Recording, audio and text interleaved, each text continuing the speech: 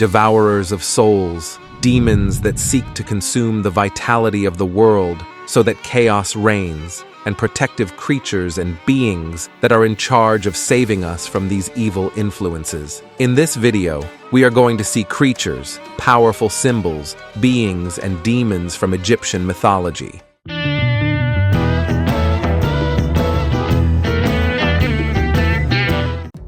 Number 1. Abtu and Anet.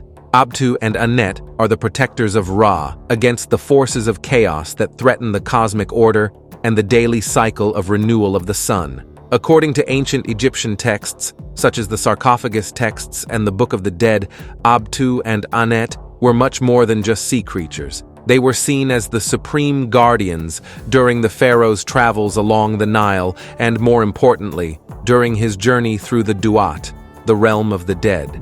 But their role did not stop there. They also accompanied the sun in his solar boat during his nocturnal journey through the underworld, protecting Ra from any threat that might arise. Their main skill, and what made them so special, was their ability to ensure the navigation of the sun and the pharaoh through dangerous waters. In a world where the forces of chaos constantly lurked, having protectors like Abtu and Anet was vital. They represented protection against the unknown and guaranteed rebirth and resurrection, concepts that were cornerstones of Egyptian religion. A curious fact about these fish is how their protective function extended beyond the realm of the dead, for it was believed that their presence in the waters around Ra's solar boat helped to keep at bay the serpent Apophis, a demon of chaos that attempted to devour the sun each night. The idea that simple fish could play such a crucial role in maintaining cosmic order reflects the complexity and interconnectedness of Egyptian beliefs. Number 2. Bennu. The Bennu is considered to be a kind of herald of the universe, associated with nothing less than creation and rebirth. This sacred bird is intimately linked to the sun god Ra, and it is in the heart of Osiris that the Bennu finds its origin. It is born from the heart of a god. That alone gives us a clue to its importance. Depicted as a heron, Bennu was no ordinary bird. Its bright plumage, sometimes described as flaming, reflects its link with the sun. It also has 2 long feathers on the back of its head. Bennu is linked to the Ben stone at Heliopolis, which was like his personal solar throne. Now let's talk about its powers. Its song was said to usher in a new day, and its presence was an omen of good fortune. But beyond that, the Bennu had the power to regenerate itself. Legend has it that this creature created itself from the fire that burned at the tip of a sacred plant branch. The myth of Bennu did not stay only in Egypt. It crossed borders and became what we know today as the phoenix in Greek mythology. Number 3. Griffin. Although the griffin is not the main star in Egyptian stories as it may be in Greek or Persian ones, we cannot deny its presence. In Egyptian art and artifacts, we find depictions of creatures that share similarities with griffins, and it is believed that they symbolized protection and power. The griffin has an impressive mix: the body, tail, and hind legs of a lion, along with the head, wings, and sometimes the forelegs of an eagle. This fusion gives them a powerful and majestic appearance and unique abilities. The great strength derived from their lion side and the ability to fly thanks to their eagle wings make them formidable guardians against anyone who would desecrate or steal sacred treasures. Their presence in tombs and temples was not just decorative. They served as a powerful symbol of divine protection, a deterrent against evil that ensured the safety of the most sacred and valuable places. Despite their mythological nature, there were times in antiquity when their existence was believed to be real. Number 4. Hierakonsphinx.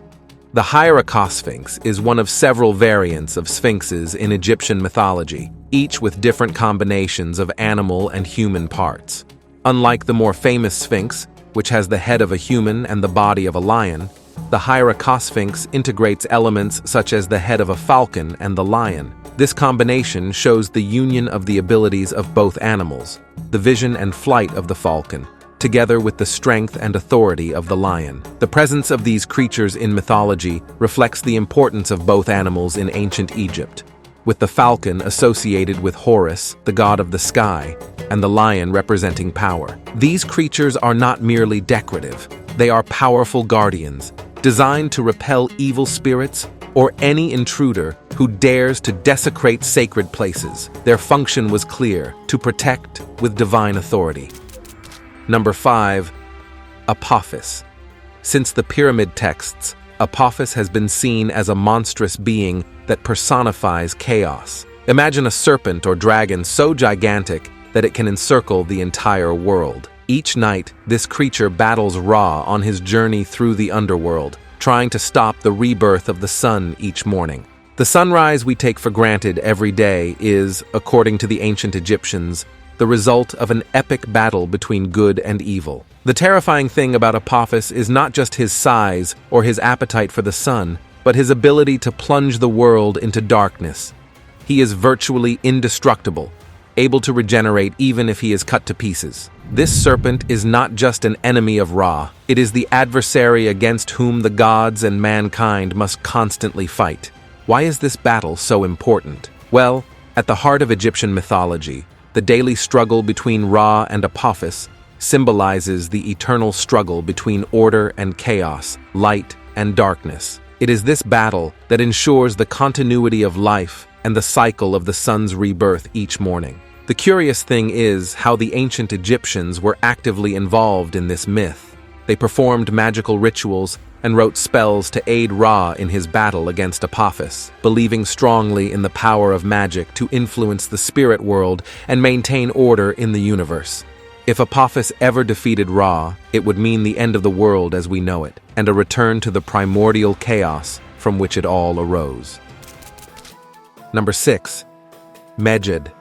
Unlike other Egyptian deities and mythological creatures, Medjed was not widely known until he gained popularity in modern times, especially after an exhibition in Japan. Medjed made his star appearance in the Greenfield Papyrus, part of the famous Book of the Dead. For those wondering, the Book of the Dead is a collection of spells that guide souls through the Duat, the Egyptian underworld, a passage to eternal life. This is where our friend Medjed comes into the picture, being one of the beings that the deceased encounter on their journey to the afterlife. He had the power to shoot his enemies with a beam of light, as well as the ability to remain hidden, invisible to mortal eyes. He is a ghostly figure, shrouded or perhaps cone-shaped, with only 2 eyes staring out of the darkness. This is the image of Medjed, different from typical depictions of Egyptian deities and mythological creatures, which usually look more like us or familiar animals. Number 7. Serpopard.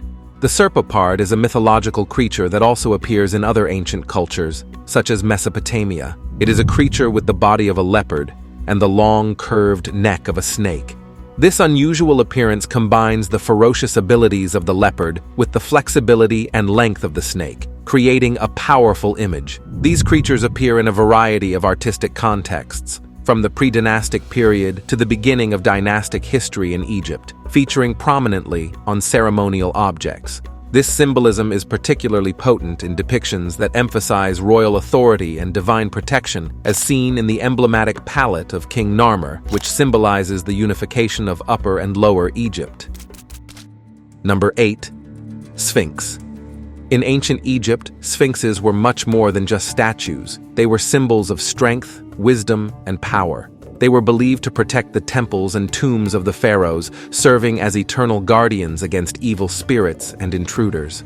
The most famous of all, the Great Sphinx of Giza, associated with the pharaoh Khafre, stands majestically near the Great Pyramids on the Giza Plateau. This monumental sculpture combines lion strength with human intelligence. In this case, the head is believed to be a portrait of Khafre himself. Beyond Egypt, the image of the Sphinx has traveled and been transformed, taking on new meanings and mythologies in cultures such as Greece, where it is often associated with riddles and punishment for those who cannot solve them.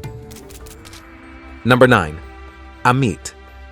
Imagine this situation. You have passed from this world to the next and find yourself in the Duat, the place where the souls of the departed are judged. The climax is the weighing of the heart, where your heart, the center of your being and morality, is weighed against the feather of Ma'at, the symbol of truth and justice. And there, beside the scales, Amit waits, ready for the verdict. Amit is truly unique in the Egyptian pantheon. Part hippopotamus, part leopard, and with the head of a crocodile, she combines the characteristics of the three animals most feared by the ancient Egyptians. The ability for which Ammit is known has nothing to do with magical powers or divine prowess. His role is far more shadowy. If your heart is heavier than the feather of Ma'at, indicative of a life lived in sin, Ammit will devour your heart. This act marks the ultimate end of your journey. Without a heart, the soul cannot continue on to Aru, paradise, and is condemned to non-existence. Interestingly, despite her pivotal role in the Egyptian afterlife, Ammit was neither worshipped nor had temples in her honor. Rather, she was a figure of warning, a constant reminder of the importance of living a righteous life in harmony with Ma'at to avoid a fatal fate in her jaws. Ammit's presence at the judgment of the afterlife struck fear into the hearts of the living and the dead alike. Number 10. Uraeus. The Uraeus is one of the most powerful symbols in ancient Egyptian mythology, representing sovereignty, divinity, and protection. It has its roots in snake worship, dating back to the earliest times of pharaonic Egypt. Imagine an upright cobra, ready to attack anyone who dares to threaten the ruler or the nation. That is the Uraeus, a guardian linked to various Egyptian deities, such as Wajet, the cobra goddess of Lower Egypt. In time, the Uraeus also became associated with powerful goddesses such as Isis and Hathor. Uraeus became a common sight protruding from the foreheads of pharaohs' crowns or from their diadems and headdresses. It symbolized constant vigilance and readiness to defend the ruler or the country against any threat. Its protective power was impressive. It was believed that it could spit fire at enemies, defending the pharaoh and Egypt with a divine fury. But the Uraeus was not reserved exclusively for royalty. It was also found in amulets and personal items, extending its magical protection to the common people, shielding them from evil and danger. Before we look at the last member of this list, I wanted to extend a heartfelt thank you to all of you who support us on a daily basis with their opinions, likes, and comments. YouTube recently introduced a feature that allows us to start a membership program for our channel. It is a unique opportunity for mythology enthusiasts, story lovers, and loyal fans of this channel to give us even more support. This membership is not just a way to support our channel, it is also a tool that helps me, as a content creator, become less dependent on ad revenue. This means I can tackle sensitive topics without fearing loss of monetization. So if you're eager to lend a helping hand and want to become a more integral part of our community, here's your chance. I wish I could offer you a ton in return, but as many of you know, beginnings are always difficult. However, what I can promise you is that your help will directly contribute to improving our channel. All the support will be channeled to create more quality content for you. So if you love what we're doing and want to see more, consider becoming a member. Your support means the world to us. Thank you for being with us on this journey. Number 11. Ba. The Ba is part of the human soul. It plays a crucial role in the afterlife, according to ancient Egyptian beliefs. Ba is one of several components that, according to the Egyptians, formed a person.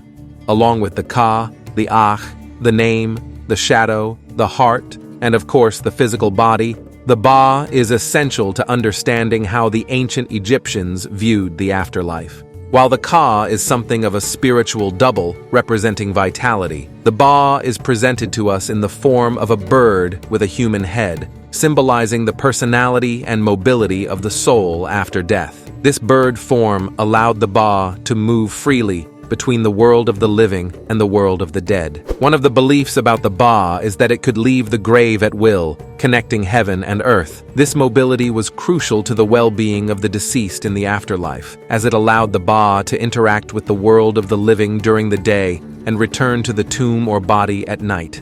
Imagine the importance of this. The Ba could visit loved ones, participate in the earthly world, and then return to rest with the body of the deceased. To ensure that the Ba could function properly and survive in the afterlife, it was vital that it could be reunited with the body of the deceased or its representative statue. This is where mummification and tombs came into play, serving as a home for the Ka and Ba that ensured a comfortable existence after death.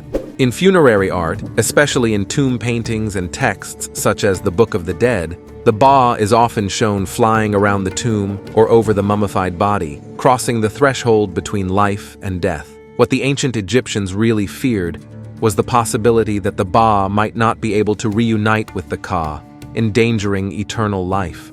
The destruction of the body or the tomb, or the lack of offerings, could prevent this meeting, leading to the annihilation of the soul. Remember that if you want to know the creatures of ancient Greece, you have a video on the channel. I look forward to seeing you in next week's video.